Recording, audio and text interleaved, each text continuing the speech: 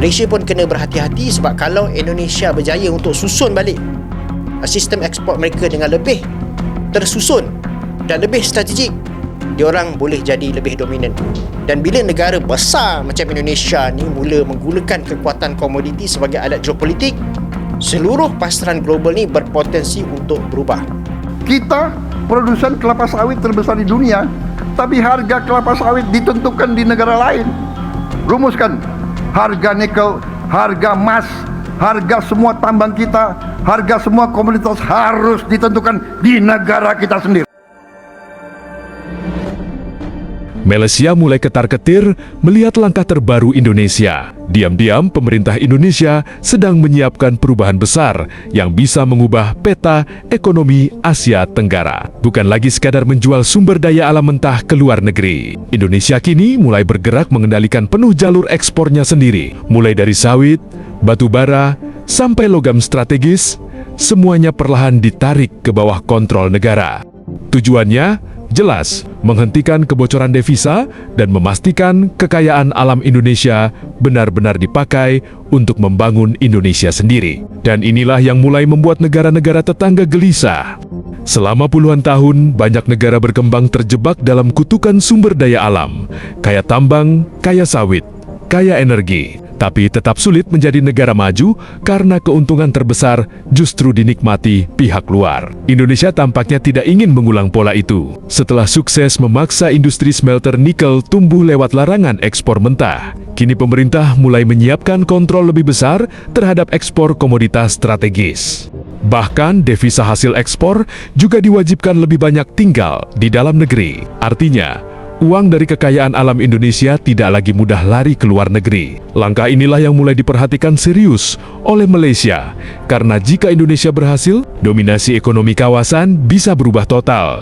Bagi Malaysia, situasi ini bukan hal kecil. Selama ini, Malaysia ikut menikmati posisi penting dalam perdagangan sawit dan jalur finansial regional. Tapi jika Indonesia mampu mengontrol ekspor, memperkuat industri hilir, dan memutar keuntungan SDA untuk pembangunan nasional, maka Indonesia bisa melesat jauh, meninggalkan negara-negara tetangga. Dunia mulai melihat Indonesia bukan hanya sebagai penjual bahan mentah, tetapi calon kekuatan industri baru berbasis sumber daya alam.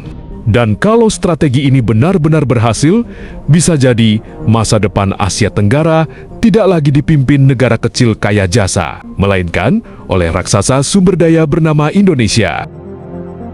Malaysia pun kena berhati-hati sebab kalau Indonesia berjaya untuk susun balik sistem ekspor mereka dengan lebih tersusun dan lebih strategik, diorang boleh jadi lebih dominan.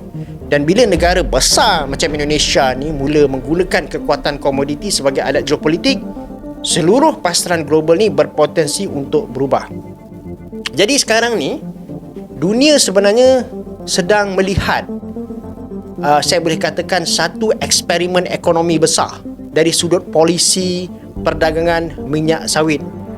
Dan Indonesia cuba menjawab satu persoalan yang penting, iaitu adakah negara pengeluar komoditi besar ni patut biarkan pasaran bebas untuk menentukan segala-galanya, ataupun kerajaan patut ambil kawalan besar terhadap ekspor strategik negara.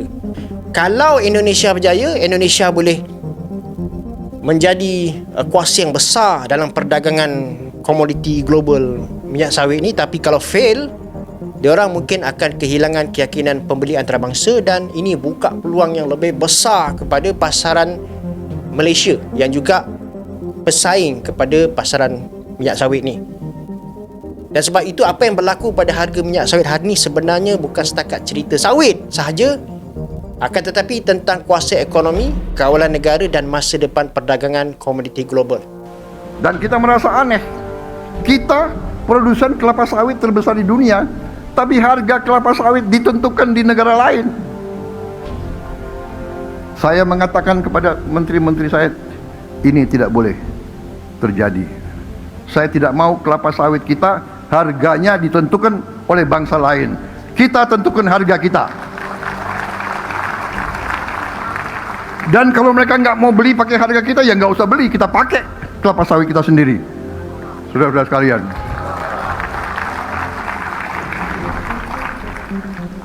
kenapa nikel kita ditentukan harganya oleh negara lain? Tidak boleh. Saya instruksikan kabinet saya, rumuskan harga nikel, harga emas, harga semua tambang kita, harga semua komoditas harus ditentukan di negara kita sendiri. Dan kalau mereka nggak mau beli, ya nggak apa-apa, biar aja itu di bawah tanah untuk cucu kita nanti. Daripada kita jual murah. Saudara-saudara sekalian, saya minta dukungan majelis ini. Marilah bersama-sama